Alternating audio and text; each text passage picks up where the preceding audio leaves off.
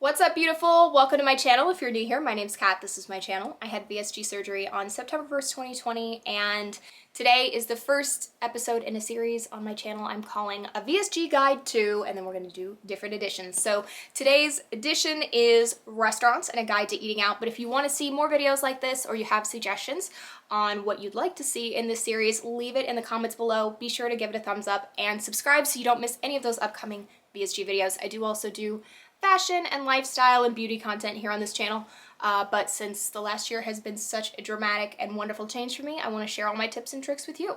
Before we get started, please keep in mind that I am not a doctor or a registered dietitian or anything, so please, whatever you do, check with your doctors before doing anything, and without further ado, let's get to the tips. Number one is to bring a to-go container. You have a 2 to 4 ounce stomach and you're probably gonna have leftovers, and if you'd like to be eco-friendly, I highly recommend bringing a to-go container. Simple as that. Number two, order water. So when you have the surgery, you get limited by the amount of liquids you can intake, clearly, and there's usually a limit on how much time you have to spend between eating and drinking. For me, it's 20 to 30 minutes. So when we go out to eat, the likelihood of me starting a meal with a beverage and then having 20 to 30 minutes between when I stop drinking and when my dinner shows up is not likely. So for me, ordering water and not spending any money on that water makes a lot more sense than ordering like a cocktail or something, not being able to drink all of it, or getting full on a cocktail and not being able to eat my dinner. So highly recommend just ordering water.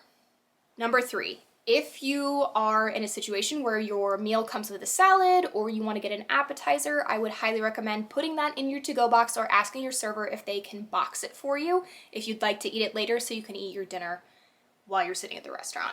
A lot of times meals come with salads. I love salads. I'm so jealous watching my husband take down a Caesar salad and then his meal because I'd really love to do that. So sometimes I just ask for it to go right away when I order or when it shows up. It's probably easier if you'll say to your server, I want the grilled salmon and I want a Caesar salad, but can you bring me the Caesar salad in a to-go box? Sometimes I even preface it with, I have a really small stomach, I don't think I'll be able to finish it, but I'd love to eat it later. And they say, okay, cool, and they do it with no problem. So don't be embarrassed to ask for things like that. It shouldn't matter, and getting a to-go box or bringing your own really helps the situation. And then you have a meal for the next time you want to eat something, which is great. So usually when we go out to eat, I end up with 2 or 3 meals that I take home with me after, and we really get our money out of it. Number 4 is to split a meal if you can. So when my husband and I get food to go, a lot of the time we'll get one meal and split it. When we go out with my mom or my mother-in-law, I split meals with them a lot. My mom is just trying to watch what she's eating, and my mother-in-law has actually had VSG surgery as well. So usually one meal can satisfy both of us, if not both of us and then having leftovers still. So splitting a meal can also help you save money if you're looking to do that. But if you have this surgery, you're going to be saving a lot of money on food and beverage anyway. Number 5 is to order off the kids menu. So most restaurants will do this if you say that you've had a weight loss surgery or you have a stomach surgery or stomach problems. My surgeon provided me with a card that says this person had a stomach surgery and they should be allowed to order half portions off the kids menu, XYZ, all these other options. So that helps, and I've never actually run up to a situation where I've had to provide the card, but ordering off the kids menu can be helpful because the portion sizes, of course, are quite a bit smaller. My problem usually with the kids menu is that what's on there is chicken fingers, hamburgers, hot dogs, mac and cheese, and french fries. Those are things I don't typically eat, so I don't typically eat off the kids menu, but my mother-in-law does it frequently, and she shares a meal usually with my 3-year-old nephew, and then that works out for them.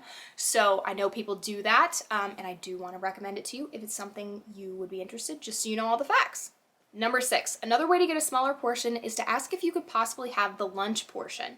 So I haven't actually done this yet, but I know that people do this regularly in the VSG community. Ask for the lunch portion, see if they'll give it to you, and usually it comes at a lower price too. So number 7 goes with some of the ones we've talked about before, but at the end of the meal, if you want dessert and you clearly don't have room for it, get it to go. You're gonna end up with 15 to-go containers, but get it to go. Eat a bite, eat the rest later. That's what I usually end up doing, is I get it to go, I open the container while I'm at the restaurant, I eat one bite, and then I put it away, and then I eat the rest of it like throughout the week. And it's wonderful. And then you've got your favorite tiramisu from your favorite restaurant that you get to have a couple of bites of every night, and it lasts for a week. It's spectacular. I love leftovers. Can you tell I love leftovers? I know some people after the surgery hate leftovers. I love them. It's the best thing in the world for me because I'll make something that I really liked, or we'll go to a restaurant and I'll eat something I really enjoyed, and then I get to eat it multiple times. It's great. I love leftovers. Number 8 is to look for substitutions. So when you order a meal, a lot of times, in American society at least, we like to put a starch or some sort of carb with our protein, right? Potatoes, French fries, still potatoes, bread, pasta, rice, something like that.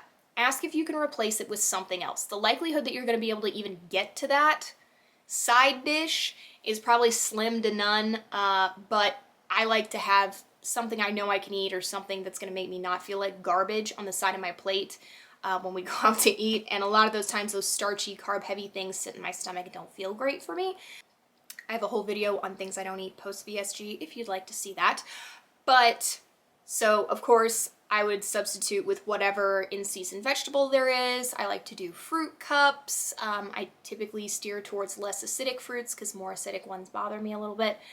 But ask for a substitution for your side if you don't want French fries or something like that. And a lot of the time you end up with a really good in-season vegetable that's been like buttered and steamed and is fabulous. So always a win-win. Number 9 ties to number 8, and it's always eat your protein first. This was a big one for my doctor, and it's a big one for me that I try to tell myself, and it's hard when there's like, you know, a bowl of beautiful fruit staring at you, or heaven forbid, a bowl of like garlic mashed potatoes staring at you, because I have a hard time resisting those, even though I know it's not gonna feel good in my stomach. If it's on my plate, I'm gonna have a really hard time eating that piece of fish before I eat the potatoes. It's a retraining thing in my brain that I'm still working on here, but always eat your protein first. That's the most important thing, especially if you're early on in your journey and you're worried about hair loss and things like that. Protein is critical to hair growth and the general function of your body. So make sure you eat your protein first. It's super, super, super important, and you should always fill up on your protein whether you're at a restaurant or not. Number 10 is just a silly one, and it's kind of situational, but if you're in a big group setting, like my husband has a very large immediate family, and we have like a birthday dinner that we go out to eat for at least once a month. Like his immediate family is like 15 people. It's a lot of people, okay? There's a lot of birthdays. When you're in a big setting, the likelihood of more time between courses is there. So you could maybe get a drink to start with. If everybody's gonna get appetizers and salads, you might have enough time. So make sure you have your timer app on your phone ready to go. And then a lot of the time, I usually don't do it until the very end of the meal when everybody's done with their dinner. I take my last bite of my dinner, I turn my timer on, and quite a few times I've been able to hit that 30-minute mark before our family gets up to leave, and I can have some water, or if my husband got some kind of fun cocktail, I can have a couple of sips of that before I go. But that's a general tip, is as soon as you take your last bite and swallow it, hit that timer so you can start drinking again immediately, because hydration is key post-surgery.